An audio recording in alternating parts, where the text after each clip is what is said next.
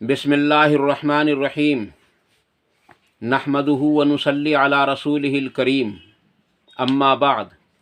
फ़अऊज़ु बिल्लाहिस समीइल अलीम मिनश शैतानिर रजीम बिस्मिल्लाहिर्रहमानिर्रहीम क़ाल अल्लाहु तबारक व तआला फ़ी किताबिल करीम इन्नल्लाह व मलाइकतहु युसल्लूना अलन नबी या अय्युहल्लज़ीना आमनू सल्लु अलैहि व सल्लिमू तस्लीमा अल्लाहुम्मा सल्लि अला मुहम्मदिन व अला आलि मुहम्मद कमा सल्लैता अला इब्राहीम व अला आलि इब्राहीम इन्नका हमीदुम मजीद अल्लाहुम्मा बारिक अला मुहम्मदिन व अला आलि मुहम्मद कमा बारकता अला इब्राहीम व अला आलि इब्राहीम इन्नका हमीदुम मजीद रब्बि इश्रह ली सदरी व यस्सिर ली अमरी वहलुल उक़दतम मिन लिसानी यफ़क़हू क़ौली रब्बना आतिना फ़िद दुनिया हसनतम व फ़िल आखिरति हसनतम व क़िना अज़ाबन नार रब्बना आतिना मिन लदुनका रहमतम व हय्यि लना मिन अमरिना रशदा रब्बना आतिना मिन लदुनका रहमतम व हय्यि लना मिन अमरिना रशदा ला इलाहा इल्ला अंता सुब्हानका इन्नी कुन्तु मिनज़ ज़ालिमीन। सूरतुल फ़ुरक़ान, मोमिन की पहचान। इस सिलसिले में मैंने आपके सामने जो चंद वीडियोज़ की शक्ल में वो सिफ़ात रखी हैं वो तकरीबन 12 या 13 सिफ़ात हैं और वो मैंने करीब सारी ही सिफ़ात आपके सामने रख दी हैं। और आज की जो वीडियो मैं आपके सामने पेश कर रहा हूँ ये 12 की 12 सिफ़ात का पूरा मजमुआ है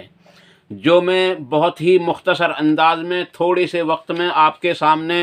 वो पेश करने की कोशिश करूँगा, क्योंकि अलग अलग वीडियो को देखने के लिए अलग अलग वक्त निकालना पड़ता है और बाकी जो एक ही वीडियो देखने के लिए एक ही बार में वो सारी सिफ़ात आपकी समझ में आ जाएंगी इंशाअल्लाह ताला। अज़ीज़ दोस्तों, हमारे चैनल को आप सब्सक्राइब कर लें और बेल आइकॉन भी दबा लें तो आपके इस अमल से हमारा हौसला जो है वो बुलंद होगा और हम अच्छी से अच्छी वीडियो आपके सामने पेश करने की कोशिश करेंगे। तो मोमिन की जो पहचान आयत नंबर 63 में सूरतुल फ़ुरक़ान की आयत नंबर 63 है, इसमें जो पहली पहचान अल्लाह तबारक तआला ने बतलाई थी वो बतलाई है वो कि वो लोग ज़मीन पर अकड़ कर नहीं चलते, यानी उनका अंदाज़ तकब्बुराना नहीं होता बल्कि मयाना रविश अख्तियार करते हैं और अल्लाह तबारक ताला से जो है अल्लाह तबारक ताला के सामने जो है तकब्बुर नहीं करते और किसी बंदे को हक़ीर और ज़लील नहीं समझते। अल्लाह के नबी सल्लल्लाहु अलैहि वसल्लम से सवाल किया गया, या रसूलुल्लाह सल्लल्लाहु अलैहि वसल्लम, क्या अच्छा कपड़ा पहनना, अच्छा जूता पहनना क्या ये तकब्बुर की अलामत है? आपने फरमाया नहीं, अल्लाह खूबसूरत है और खूबसूरत को पसंद करता है। ये मुस्लिम की हदीस है। इसलिए अजीज़ दोस्तों, हमारे पास जो मयस्सर हो, जो अच्छे से अच्छा हो, अच्छे से अच्छा कपड़ा पहने, अच्छे से अच्छा जूता पहने, अच्छे से अच्छी इतर खुशबू लगाएं, लेकिन जिसके पास मौजूद ना हो उसको हक़ीर और ज़लील ना समझें। अगर हम उसको हक़ीर और ज़लील समझेंगे तो फिर ये तकब्बुर की अलामत है। टखनों से नीचा पाजामा पहनना तकब्बुर की अलामत है। अपने आप को बड़ा समझना तकब्बुर की अलामत है। कुरान और हदीस का इनकार करके बुज़ुर्गों की बातों पर अमल करना ये भी तकब्बुर की अलामत है। और इसी आयत के अंदर यानी आयत नंबर 63 के अंदर जो दूसरी पहचान बतलाई अल्लाह तबारक तआला ने ईमान वालों की वो ये है कि वो जाहिल लोगों से ज़्यादा बकवास नहीं किया करते बल्कि उनको सलाम करके वो आगे बढ़ जाते हैं। इसलिए अजीज़ दोस्तों, हम सबको चाहिए कि अगर हम किसी ऐसे आलिम से मुंह बकवास करेंगे जिसकी समझ में ही ना आती हो और वो कुछ का कुछ कहता हो तो फिर वो ईमान की अलामत नहीं है। इसलिए जाहिलों से अगर ऐसा वास्ता पड़ जाए तो उनको दुआ सलाम करके वहाँ से निकल जाएं और उनको हिदायत की दुआ भी दें। इसके अलावा एक बात ये भी है कि उनको हक़ीर ना समझें बल्कि उनको वैसे समझाने की कोशिश करते रहें। अजीज़ दोस्तों, जाहिलों से जो آدمی پنگا لیتا ہے وہ ہمیشہ ذلیل و خوار ہو جاتا ہے، اس لیے وہ ان کی پہچان یہ ہے کہ وہ جاہلوں سے ہرگز جو ہے وہ بکواس نہیں کیا کرتے۔ آیت نمبر 64 ہے اسی سورت کا، اس میں علامت نمبر 3 ہے، جس کو اللہ تعالیٰ فرماتا ہے کہ وہ راتوں میں رات کی تنہائیوں کو غنیمت جان کر اللہ تبارک و تعالیٰ کے سامنے کھڑے ہو کر یعنی قیام میں عاجزی کے ساتھ اور سجدوں میں اپنی راتوں کو گزارتے ہیں۔ مراد ہے رات کی نمازیں۔ اب چاہے ان میں کوئی آدمی یعنی مغرب کی نماز اور عشاء کی نماز کو لے لے اور فجر کی نماز کو لے لے، اور چاہے اس میں کوئی تہجد کی نماز کو لے لے، اس میں دونوں طرح سے، کیونکہ نبی اکرم صلی اللہ علیہ وسلم نے ارشاد فرمایا جس شخص نے عشاء کی نماز کو جماعت کے ساتھ پڑھا اس نے گویا آدھی رات تک نماز پڑھی، اور جس نے فجر کی نماز کو جماعت کے ساتھ پڑھا اس نے گویا پوری رات جو ہے اللہ کے سامنے نماز پڑھنے میں گزار دی، یعنی آدھی رات عشاء کی نماز اور آدھی رات فجر کی نماز۔ اس لیے عزیز دوستو، اگر ہم فجر کی اور عشاء کی نماز کو جماعت کے ساتھ پڑھ کر کے سوئیں گے تو انشاءاللہ تعالیٰ پوری رات کی عبادت کا ثواب ملے گا، پوری رات اللہ کے سامنے عاجزی کے ساتھ کھڑے ہونے کا ثواب ملے گا، پوری رات اللہ تبارک و تعالیٰ کے سامنے سجدے میں گزارنے کے برابر ثواب ملے گا، اور ایسا ثواب ملے گا جو مقبول ہو گیا ہو۔ اس کے علاوہ جو لوگ تہجد کی نمازوں کو پڑھتے ہیں، تہجد کا اہتمام کرتے ہیں، قیام اللیل کرتے ہیں، ان کے لیے بڑی ہی فضیلت ہے۔ اللہ کے نبی صلی اللہ علیہ وسلم نے بتلایا کہ نبی اکرم صلی اللہ علیہ وسلم نے ارشاد فرمایا کہ اللہ تبارک و تعالیٰ رات کے آخری حصے میں یعنی کہ چوتھے آسمان پر آ کر کے تمام لوگوں کی طرف متوجہ ہوتا ہے اور ارشاد فرماتا ہے کون ہے جو مجھ سے مغفرت طلب کرے، کون ہے جو مجھ سے روزی کی طلب کرے، کون ہے جو مجھ سے عمر میں برکت چاہے، کون ہے جو مجھ سے مانگے میں اس کو عطا کر دوں، میں اس کی عمر میں برکت دے دوں۔ اور یہ مثال اور یہی الفاظ اللہ تبارک تعالیٰ بار بار صبح صادق تک کہتا رہتا ہے، ارشاد ہوتا رہتا ہے۔ بس جو لوگ جن لوگوں کی قسمت میں ہوتا ہے اللہ تبارک و تعالیٰ ان کو یعنی کہ ان کی حیثیت کے مطابق نماز پڑھنے کا موقع بھی دیتا ہے، اور وہ اللہ تبارک و تعالیٰ کے سامنے جھک کر اور کھڑے ہو کر راتوں کو گزار دیتے ہیں۔ اسی سورت کی آیت نمبر ہے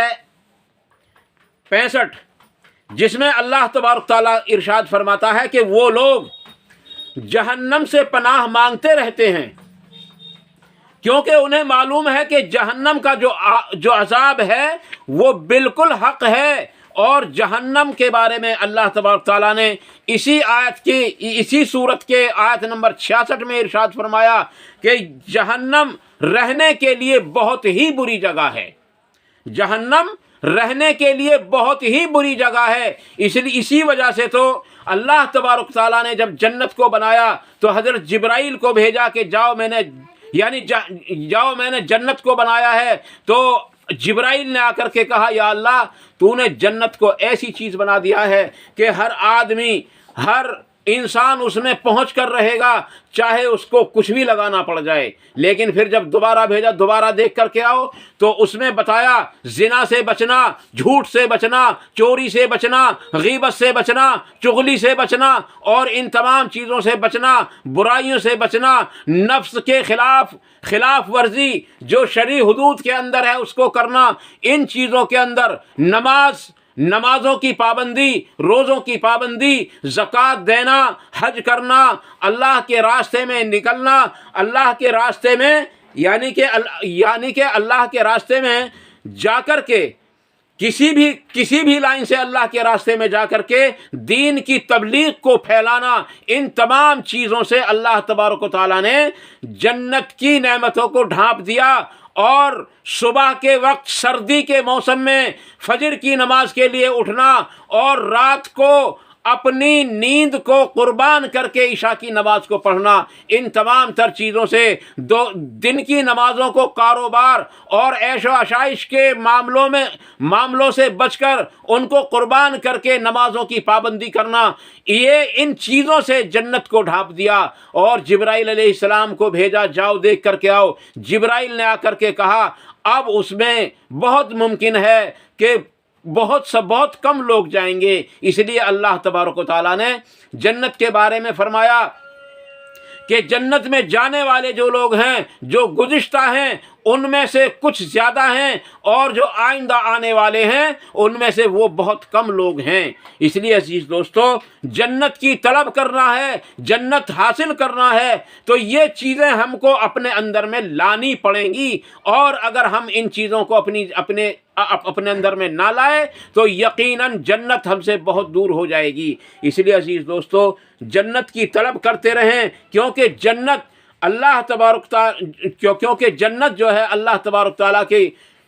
تمام جگہوں میں سے سب سے بہترین جگہ ہے رہنے کی۔ اور اس کے بعد جبرائیل علیہ السلام کو حکم دیا کہ جاؤ جہنم کو دیکھ کے آؤ۔ اللہ رب العالمین کے حکم کے مطابق جبرائیل علیہ السلام جہنم کو دیکھ کر کے آئے اور آ کر بتایا یا اللہ وہاں کوئی نہیں جائے گا، ایسی بری جگہ بنا دی ہے تو نے، پھر دوبارہ دیکھ کر کے آؤ۔ پھر جب دوبارہ دیکھنے کے لیے گئے ہیں تو اللہ تبارک تعالیٰ سے حضرت جبرائیل علیہ السلام نے عرض کی یا اللہ تو نے وہ ایسی جگہ بنا دی ہے کہ نفس کی خوشی، زنا، چوری، جھوٹ، فریب اور ان تمام چیزوں سے ڈھانپ دی ہے، اب بہت مشکل ہے کہ لوگ اس سے بچ سکیں۔ عزیز دوستو، جہنم سے پناہ مانگتے رہنا چاہیے۔ اس لیے ان کی ایک پہچان یہ ہے کہ وہ جہنم سے پناہ مانگتے رہتے ہیں۔ اور اسی سورت کی آیت نمبر ہے 67، اس میں اللہ، اور یہ جو پہچان نمبر ہے اس کی 5، کہ جب وہ اللہ کے راستے میں مال خرچ کرتے ہیں تو کنجوسی نہیں کرتے بلکہ صحیح طریقے سے خرچ کرتے ہیں۔ اور علامت نمبر اسی آیت کے اندر ہے ان کی 6، کہ وہ اس میں فضول خرچی بھی نہیں کرتے، کیونکہ قرآن کریم کے اندر فضول خرچی کرنے والے کو شیطان کا بھائی قرار دیا ہے۔ آج ہمارے یہاں فضول خرچیاں کتنی ہیں، آج ہم سوچ کر دیکھیں اور اپنے معاشرے کو دیکھیں کہ آج ہم نے اپنے فضول خرچیاں کتنی بڑھا رکھی ہیں۔ سب سے پہلے بیاہ شادیوں میں کتنا پیسہ لگتا ہے اور وہ سب کا سب فضول ہوتا ہے، وہ کسی کام کا نہیں ہوتا عزیز دوستو۔ اور آدمی اس میں کمانے میں اس کو حلال اور حرام بھی نہیں دیکھتا، کیونکہ وہ اس کو لگانا ہی پڑتا ہے۔ اس لیے فضول خرچی کرنے والے کو قرآن کریم کے اندر اللہ تبارک تعالیٰ نے شیطان کا بھائی قرار دیا ہے۔ اس لیے فضول خرچی سے بچیں اور تنگی سے بھی بچنے کی کوشش کریں، اور اللہ کے راستے میں خوب خرچ کریں اور اچھے سے اچھا دیں اللہ کے راستے میں۔ لن تنالوا البر حتى تنفقوا مما تحبون، تم ہرگز کامیابی کو اس وقت تک نہیں پہنچ سکتے جب تک کہ تم اللہ کے راستے میں اپنی بہترین سے بہترین چیز کو اللہ کے راستے میں خرچ نہ کر دو۔ عزیز دوستو، اللہ کے راستے میں خرچ کرنے کا جو اجر و ثواب ہے وہ دنیا کے اندر 10 گنا اور آخرت کے اندر 70 گنا ہے۔ اس لیے اللہ کے راستے میں خرچ کریں، اس میں کنجوسی بھی نہ کریں اور فضول بھی نہ کریں کہ اللہ کے راستے میں دیتے دیتے ہم فقیر ہو جائیں، ایسا بھی نہ ہو۔ اسی سورت کی آیت نمبر ہے 68،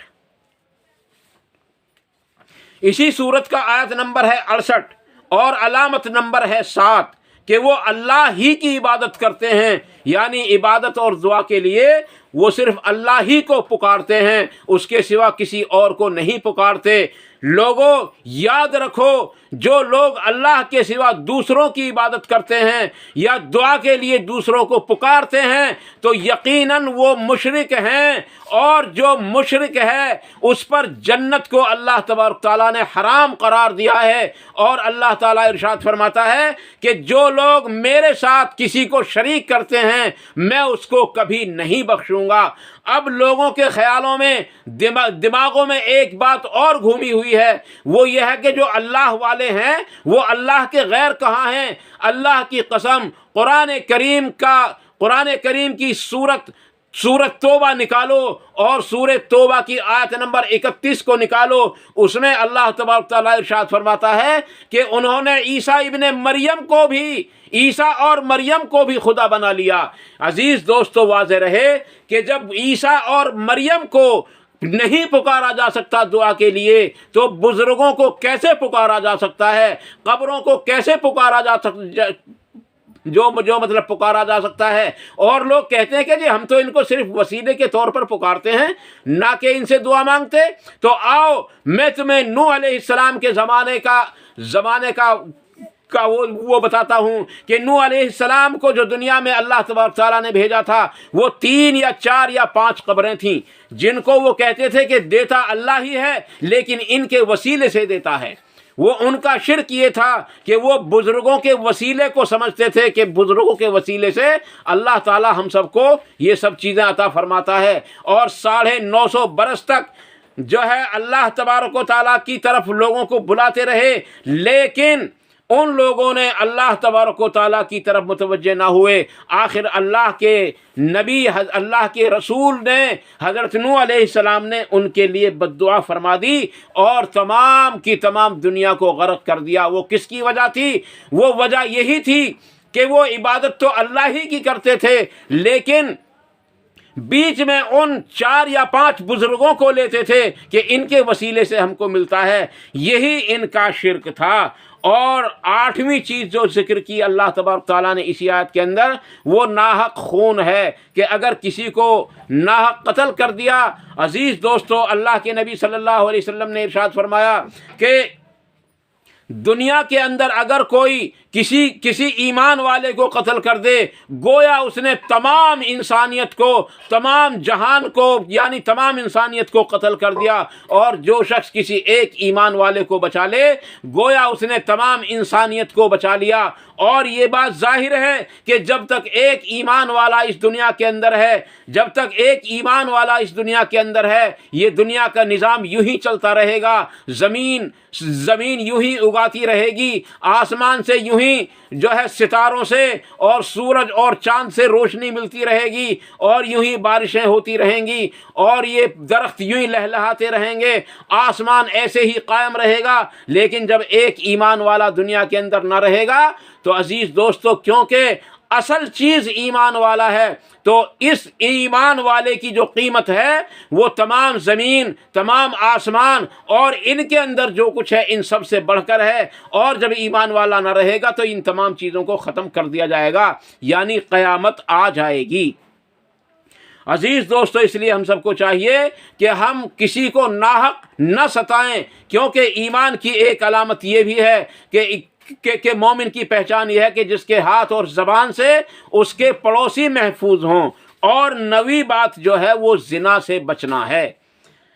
یعنی 9ویں علامت جو ہے وہ ہے کہ وہ لوگ زنا سے پرہیز کرتے ہیں، کیونکہ زنا سخت بے حیائی کا کام ہے۔ اس لیے عزیز دوستو، زنا سے بچیں اور زنا کے قریب بھی نہ جائیں، کیونکہ زنا کے قریب جانے کا مطلب یہ ہے کہ عورتوں کو تاکنا تو وہ زنا کے قریب لے جاتا ہے، اور زنا تو آنکھ کا بھی ہوتا ہے، زنا تو کان کا بھی ہوتا ہے، اور زنا تو زبان کا بھی ہوتا ہے، اور زنا تو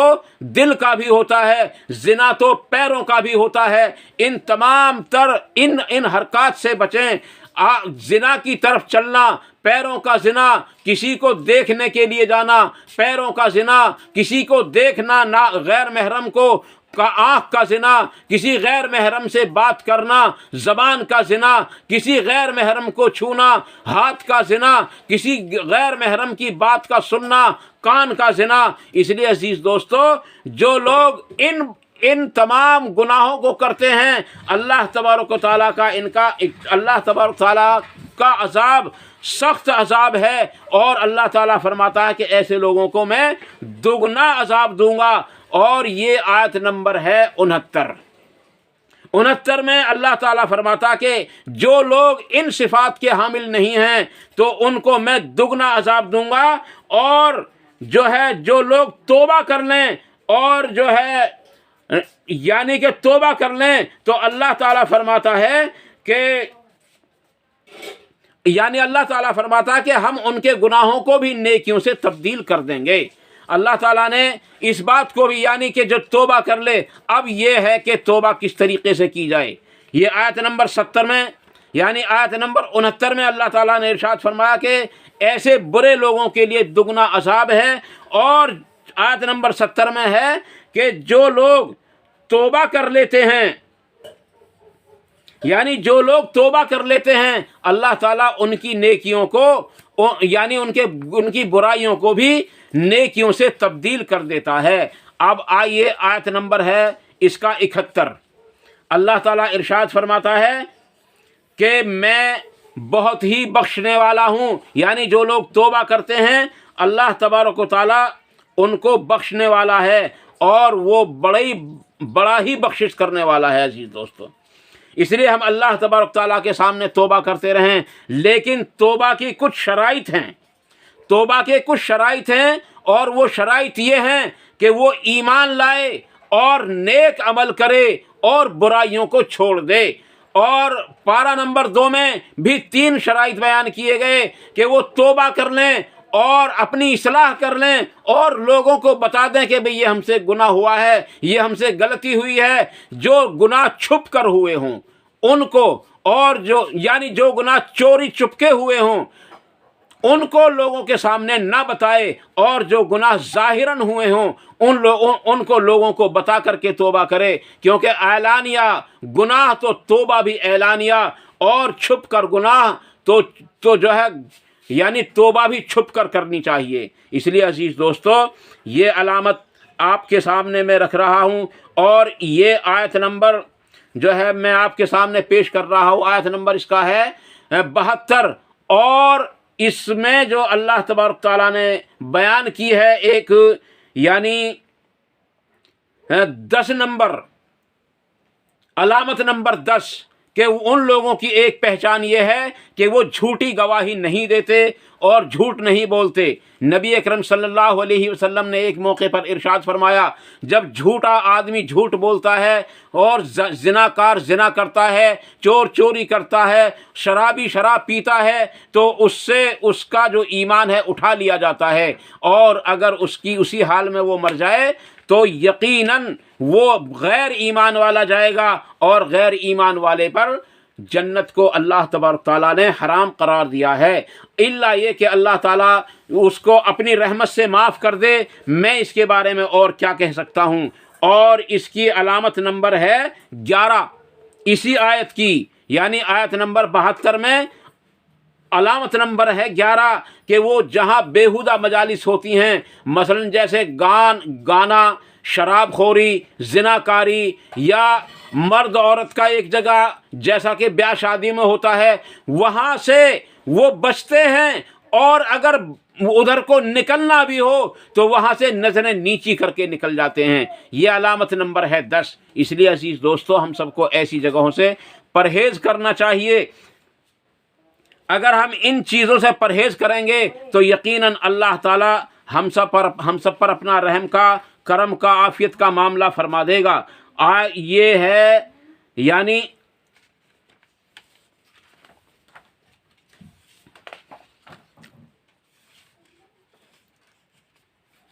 عزیز دوستو، اس لیے ہم سب کو چاہیے کہ ہم اللہ تبارک تعالیٰ کی عبادت اور اطاعت کرتے رہیں، اور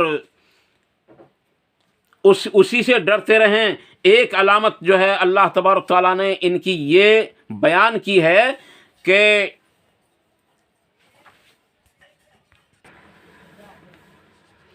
عزیز دوستو،